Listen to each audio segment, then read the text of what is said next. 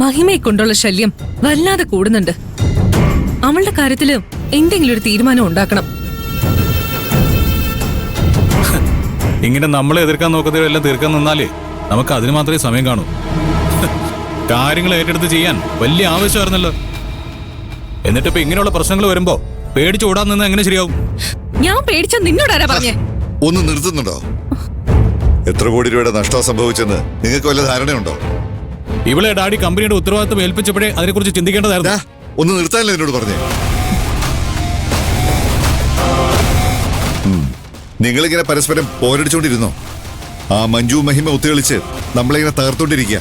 അവര് മാത്രമല്ല, ഗിരിയും അവർക്ക് വേണ്ട എല്ലാ സഹായങ്ങളും ചെയ്തു കൊടുക്കുന്നുണ്ട്. അച്ഛനോട് മഹിമയുടെ കൂടെ വരുന്നത് നാടകക്കാരാണെന്ന് പറഞ്ഞത് ഗിരിയല്ലേ? അങ്ങനെ പറഞ്ഞ അച്ഛൻ വരുന്നവരോട് മോശമായിട്ട് പെരുമാറുമെന്ന് ഗിരിക്ക് അറിയായിരുന്നു. സത്യദേവൻ മര്യാദയ്ക്ക് ഒരു താക്കി തന്നിട്ട് പോയനെ. ഡാഡി അയാളെ അടിച്ചുകൊണ്ടാ പ്രശ്നം ഇത്രയ്ക്ക് വഷളായത്. വാശി കയറിയതുകൊണ്ടാ അയാൾ ഓഫീസിലുള്ള ആധാരങ്ങളെല്ലാം എടുത്തുകൊണ്ട് പോയത്. ഇതെല്ലാം ഗിരി അറിയാതെ സംഭവിച്ചതാണെന്നാണോ അച്ഛൻ വിശ്വസിച്ചിരിക്കുന്നത്? അവനെ വിളിക്കുന്നേ. സംഭവിച്ചതില് അവനൊരു പങ്കുമില്ലെന്ന് പറയാനായിരിക്കും വിളിക്കുന്നത്. ഡാഡി വെറുതെ അവനോട് സംസാരിക്കാൻ നിൽക്കണ്ട, കട്ട് ചെയ്തേക്ക്. അവനെന്താ പറയാനുള്ളതെന്ന് എനിക്ക് കേൾക്കണം. ഹലോ ഹലോ ഗോപാൽജി, നടന്നത് എന്താണെന്ന് നീ അറിഞ്ഞു കാണുമല്ലോ. മഞ്ജു എന്നോടെല്ലാം പറഞ്ഞു. സത്യമായിട്ടും എനിക്കും മഞ്ജുവിന് ഇതിനെക്കുറിച്ച് ഒന്നും അറിയില്ലായിരുന്നു. ഞങ്ങളെ മഹിമ പറ്റിക്കുകയായിരുന്നു. നീ മഹിമയുടെ പ്ലാനിനെ പറ്റി എങ്ങനെ മനസ്സിലാക്കിയെന്നാ പറഞ്ഞത്? ആ കോളേജിലുള്ള നിന്റെ ഏതോ ആള് നിന്നെ വിളിച്ചു പറഞ്ഞു എന്നല്ലേ? നിന്നെ ആര് വിളിച്ച കാര്യങ്ങൾ അറിയിച്ചത്? അവൾ എവിടുന്നോ 2-3 നാടകക്കാരെ സംഘടിപ്പിച്ചിട്ടുണ്ട്. അവരെ സർക്കാർ ഉദ്യോഗസ്ഥരായി അഭിനയിപ്പിച്ച് അവരെയും കൂട്ടിക്കൊണ്ട് ഗോപാൽജിയുടെ ഓഫീസില് റെയ്ഡ് നടത്താനാ അവളുടെ പരിപാടി. സത്യം അറിഞ്ഞ ഗോപാൽജി നാളെ വീണ്ടും പേര് വഴിയിലേക്ക് ഇറക്കി വിടും.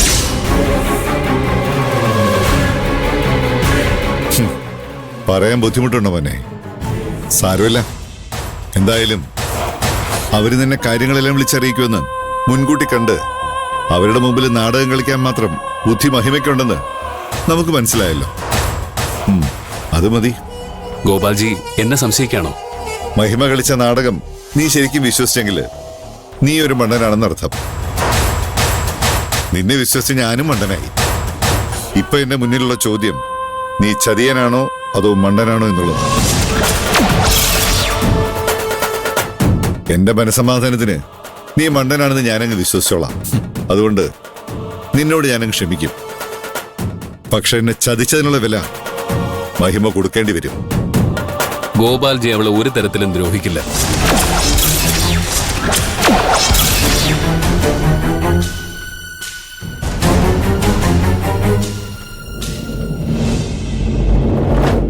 അവൾക്കെതിരെ ഗോപാൽജി ഒരു ചെറു വിരൽ പോലും അനക്കിയെന്ന് ഞാൻ അറിഞ്ഞാൽ പിന്നെ അവളുടെയും മഞ്ജുവിന്റെയും കൂടെ ഗോപാൽജി എതിർക്കാൻ ഞാനും ഉണ്ടാവും.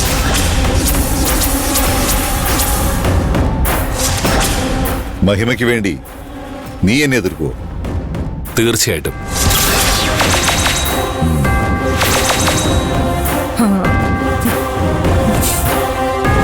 ഈ വിഷയത്തിൽ ന്യായം മഹിമയുടെ ഭാഗത്താണെന്ന് അറിഞ്ഞിട്ട് കൂടി ഞാൻ ഗോപാൽജിയെ വിളിച്ച് വിവരങ്ങളൊക്കെ അറിയിച്ചത് ഉണ്ട ചോറിന് നന്ദിയുള്ളതുകൊണ്ടാണ്.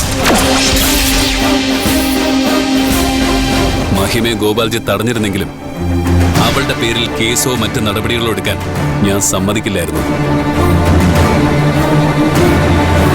രാഘവൻ മാഷ് അടക്കമുള്ള പല സാധാരണക്കാരുടെയും സ്ഥലം ഗോപാൽജി കൈയേറിയിട്ടുണ്ട്. അവരധ്വാനിച്ചുണ്ടാക്കിയ കാശുകൊണ്ട് വാങ്ങിയ ആ സ്ഥലം എന്തിന്റെ പേരിലാണെങ്കിലും സ്വന്തമാക്കാൻ ശ്രമിച്ചത് തെറ്റാണ്. ഗോപാൽജി ആ തെറ്റ് ചെയ്തു. മഹിമ ആ തെറ്റ് തിരുത്തി, അത്രേ ഉള്ളൂ. ഇനി അതിന്റെ പുറകെ ചെന്ന് മഹിമയെ ബുദ്ധിമുട്ടിക്കാനാണ് ഗോപാൽജി ശ്രമിക്കുന്നതെങ്കിൽ എനിക്ക് പ്രതികരിക്കേണ്ടി വരും. അപ്പോ നീ എന്നെ എതിർക്കാൻ തന്നെ തീരുമാനിച്ചു അല്ലേ? ഗോപാൽജി അറിഞ്ഞുകൊണ്ട് വീണ്ടും തെറ്റുകൾ ചെയ്യുകയാണ്. ബാക്കിയുള്ളവരുടെ മുന്നിൽ ഗോപാൽജിയെ ന്യായീകരിച്ച് എനിക്ക് മടുത്തു. അതുകൊണ്ട് ഇനി ഗോപാൽജി ന്യായത്തിന്റെ ഭാഗത്ത് നിന്നില്ലെങ്കിൽ ഞാൻ എതിർക്കും.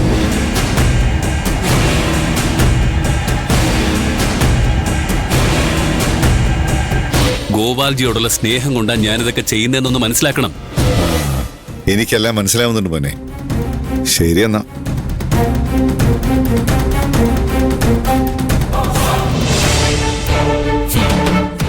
അവന്റെ ആടിയോട് ഒരു തുറന്ന യുദ്ധത്തിനുള്ള പുറപ്പാടാ. ഞാൻ അച്ഛനോട് പണ്ടേ പറയാറില്ലേ, എന്നെങ്കിലും ഒരിക്കൽ അവൻ അച്ഛനെ തിരിഞ്ഞു കൊത്തുവന്ന്. ആ, ഇപ്പൊ എങ്ങനെയുണ്ട്? അവന്റെ കൈക്കരുത്തും നാട്ടിലുള്ള സ്വാധീനവും കൊണ്ട് അവന് നല്ല ആത്മവിശ്വാസം ഉണ്ടാവും.